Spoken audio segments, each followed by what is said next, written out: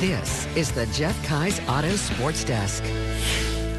Baseball, basketball, hockey, and lacrosse, plus a two-time Super Bowl champion hits the gridiron with a dozen Section 4 girls flag football teams.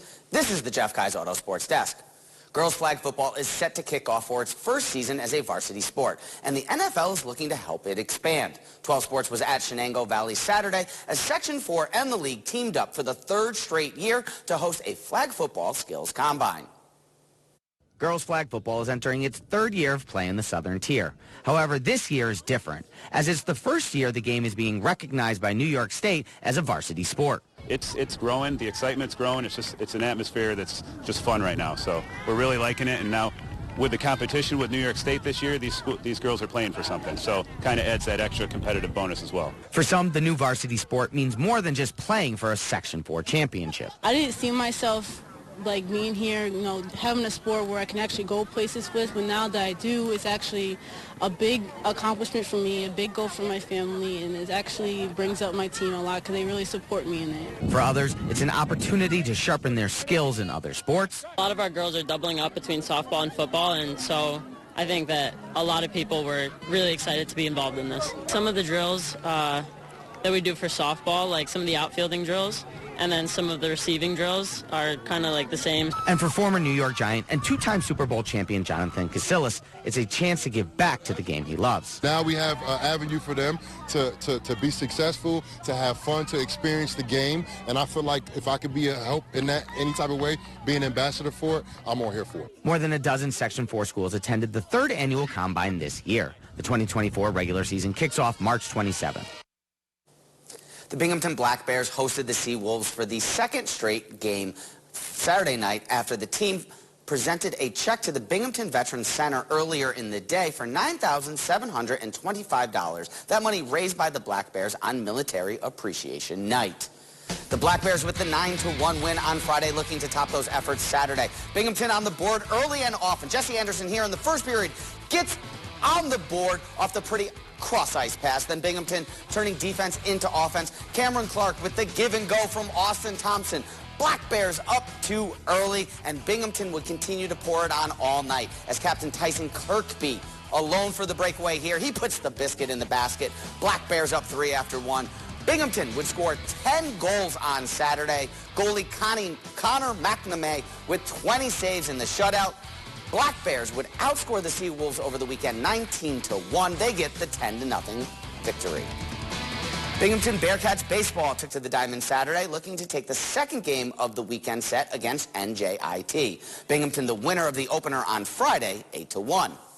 Bearcats trailing most of the afternoon Saturday. Bottom of the 8th, though, a chance to tie it up with a runner on third when Isaiah Corey drops a single in the left field. Mike Strelich scores. It is 3-3, and we're headed to some extra baseball. Top of the 10th, Cade Ladoff rips one into center for NJIT. The Highlanders go up 5-3, but Binghamton has a chance in the bottom of the 10th, and it's Isaiah Corey again, this time with the bases loaded, and that ball is gone, folks. The walk-off grand slam. Bearcats win 7-5. Binghamton's second walk-off win in 3 games at home. BU remains undefeated at the Bearcats Baseball Complex.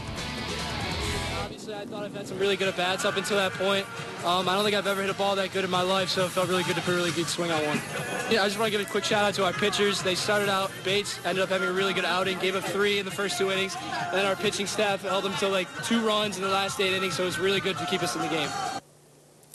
Binghamton and Cornell both traveling to Happy Valley for the Penn State Softball Invitational. Bearcats take the morning game from Lehigh as Allie Lamoureux picked up her 5th win of the season. Mountain Hawks bounce back against Big Red in the afternoon. Emma Antrich and Sydney Stapp both with home runs for Cornell. Bearcats and Big Red locking up head-to-head in the nightcap. Binghamton winning big behind a 3-for-3 game for Shelby Carvalho, the senior, with a home run and 4 RBI. Binghamton Lacrosse faced off against UAlbany on Saturday in the state's capital city. The game a rematch of last season's America East Conference Championships. Early on, Binghamton would be down 1 as midfielder Kristen Scheidel would try to bring the Bearcats back into it. She scores to cut the Great Danes' lead, but Albany battling at the end of the half. No time left, just a second when Katie Pascal scores to give some momentum to the Great Danes. But late in the fourth quarter, Binghamton on defense, picking off the goalie, Madison Murphy. She takes it and cuts the lead to just one, but it would not be enough as Katie Pasquale scores again as Albany hangs on to beat the Bearcats and get the 15-13 win. Binghamton's men's lacrosse also in action, taking on Merrimack here in Vestal. Second quarter, Bearcats with the man up. Matthew Keegan with the heat. The junior captain cuts Merrimack's lead to 3. Bearcats down 6-3 at half. Third quarter, man up again when Liam Ferris finds the back of the net. Bearcats would cut it to just 1 as they head to the fourth quarter, when Will Feldman finds Gage Adams all alone in front of the crease. Bearcats tie it at 9, and we go into overtime, where the Warriors, though, would take possession, and Casey Mongillo takes advantage of the short stick defensive matchup. Merrimack clips the Bearcats 10-9 in overtime. Binghamton falls just short in its conference opener. Cornell hockey on the ice for both the men's ECAC and women's NCAA championships. Men taking on Harvard in Game 2 of a best-of-3 series. Cornell with the 2 late goals in the third period to pull away from the Crimson. Cornell on to the next round with a 4-1 win. Big Red women going up against Colgate. Cornell falls 3-1 to the Raiders, and Colgate ends Cornell's season and moves on to the NCAA Women's Frozen Four. Men's basketball out of the Ivy League tournament as they fall to Yale in the semis, 69-57. As we move to the next graphic, baseball with a 9-3 win over Richmond. 4 home runs in the game for Big Red, and women's lacrosse with 5 unanswered fourth quarter goals, but they fall just short as Penn State holds on for the 12-11 win in Ithaca. And finally, 2 home games Saturday for the Red Dragons. 2 road games Saturday for the Red Dragons. Baseball on the West Coast taking on Chapman. Red Dragons down 10-3, and men's lacrosse faced off against the Muhlenberg Mules in Colorado. Cortland falls 12-10, 3 Red Dragons with hat tricks in the game.